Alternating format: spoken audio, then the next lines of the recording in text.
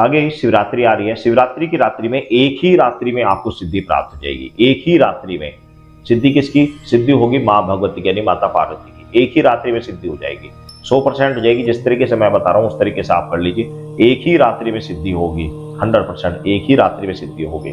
किस तरीके से करना है, क्या करना है, आपको पता ही है कि शिवरात्रि महारात्रियों में शिवरात्रि माने जाते हैं, यानी कि जितने भी व्रत संसार में हैं सभी व्रतों में महाशिवरात्रि का व्रत सबसे मुख्य माना जाता है। शिवरात्रि व्रत को करने वाला साधक, एक दिन का व्रत करने वाला साधक पूरे साल भर के किए गए व्रतों के फल के समान फल प्राप्त कर लेता है। तो शिवरात्रि के व्रत का विशेषत सभी भक्तों को अवश्य करना चाहिए। लेकिन बहुत सारे साधक क्या करते हैं कि शिवरात्रि व्रत को शाम को ही वो उसका पारण यानी कि शाम को उद्यापन यानी शाम के समय ही उसको पूर्ण कर लेते हैं, जो कि नहीं करना चाहिए। शिवरात्रि व्रत प्रातः से रहकर रात्रि पूरा दिन और पूरी रात्रि रहा जाता है। अगले दिन सुबह के समय भगवान शिव को जल चढ़ाकर व्रत को पूर्ण किया जाता है। हम भी पूरी रात मंदिर में रहकर ही पूरी रात जाप चलता है, पूरी रात भजन कीर्तन चलता है, पूरी रात हम भगवान शिव के मंत्रों का जाप करते हैं। किस तरीके से कैसे किया जाता है मैं आपको बता दे रहा हूं।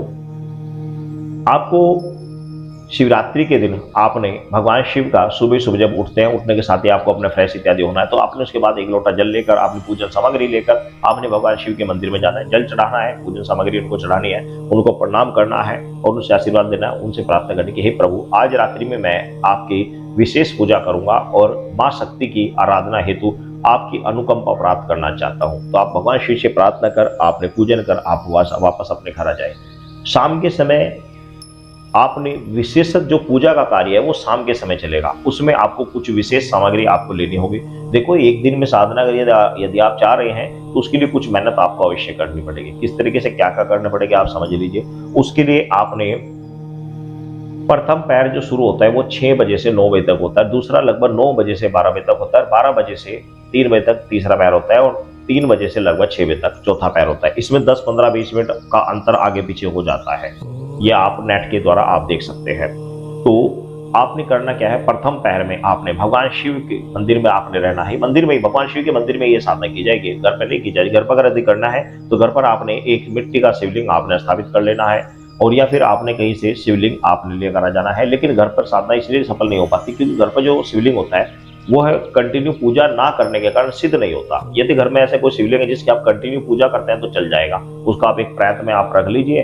फिर आपने करना क्या है, सर्वप्रथम आपने दूध से स्नान कराना है। ओम नमः शिवाय का जाप करते हैं, ओम नमः शिवाय, ओम नमः शिवाय, दूध से स्नान कराना है। फिर आपने दूध से स्नान कराया, उसके सर्वप्रथम आपने जल से स्नान कराना, जल गंगा जल से स्नान कराया, उसके बाद में आपने दूध से स्नान कराया, उसके बाद दही से स्नान कराया, उसके बाद आपने घी से स्नान कराया, उसके बाद आपने शहद से स्नान कराया, उसके बाद आपने शक्कर से स्नान कराया। फिर उनको सभी को आप अच्छी तरीके से शिवलिंग को आप साफ रगड़ कर फिर उसके ऊपर शुद्ध जल डालकर शिवलिंग को कपड़े से पोंछकर साफ कर लीजिए। उसके बाद आपने चंदन का तिलक किया, बेल पत्र चढ़ाए, पुष्प चढ़ाए, ऋतुफल चढ़ाए और आपने धूप दीप दिखाकर भगवान शिव की वंदना की। फिर आपने भगवान शिव के सामने वही शिवलिंग के सामने बैठकर ही गणेश भगवान की एक माला जाप करनी, रुद्राक्ष की माला से ओम गणेशाय नमः, ओम गणेशाय नमः, गणेशाय नमः, गणेशाय गणेशाय नमः। उसके बाद में भगवान शिव की 5 माला जाप करनी है, ओम नमः शिवाय, ओम नमः शिवाय, ओम नमः शिवाय, ओम नमः शिवाय, ओम नमः शिवाय। अभी मेन चीज अब होता है मंत्र की, आपने सिद्धि प्राप्ति के लिए कौन सा मंत्र जपना है।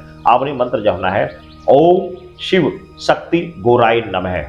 ध्यान से समझ लेना, ओम शिव शक्ति गोराय नमः, ओम शिव शक्ति गोराय नमः, ओम शिव शक्ति गोराय नमः, ओम शिव शक्ति गोराय नमः, ओम शिव शक्ति गोराय नमः, ओम शिव शक्ति गोराय नमः। यह मंत्र आपको पूजा करने के बाद गणेश मंत्र की 1 माला, भगवान शिव के मंत्रों के ओम नमः शिवाय मंत्र की 5 माला, उसके बाद में आपने ओम शिव शक्ति गोराय नमः मंत्र की आपने जब तक जाप करना है जब तक कि दूसरा पैर शुरू होने वाला है, तब तक उससे 10-15 मिनट पहले आप उठ जाइए और अपने हाथ मुंह धो इत्यादि आप फ्रेश हो जाइए।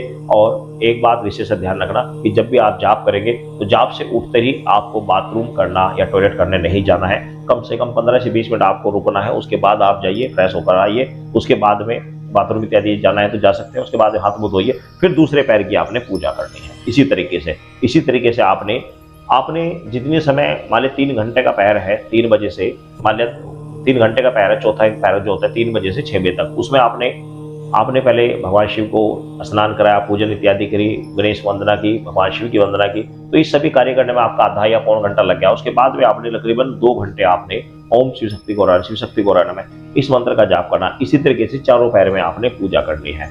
चारों पैर की आप पूजा करिए। आप ये बात आप ये बस ये करिए। आप इस तरह करने के साथ ही मैं गारंटी के साथ कह सकता हूँ, यदि आप सदा विश्वास के साथ पूरी रात माँ भगवान शिव का ध्यान करने के बाद माता शक्ति का ओम शिव शक्ति को नम शिव शक्ति को रणमय मंत्र का जाप करते हैं तो आपको सिद्धि अवश्य प्राप्त हो जाएगी।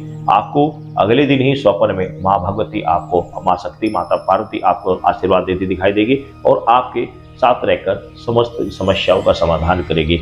लेकिन इसके लिए आपको पूरी रात बैठकर माँ भगवती का ध्यान करना होगा और साथ ही आप व्यभिचारी व्यक्ति नहीं होने चाहिए। यदि आप गलत व्यक्ति हैं, आमास में तेरा भक्षण करते हैं, तो माँ भगवती ऐसे व्यक्तियों के पास ज्यादा दिन नहीं रुकती। आ तो जाएगी लेकिन कुछ समय बाद आपके पास से चली जाएगी, कोई रास्ता नहीं दे पाएगी।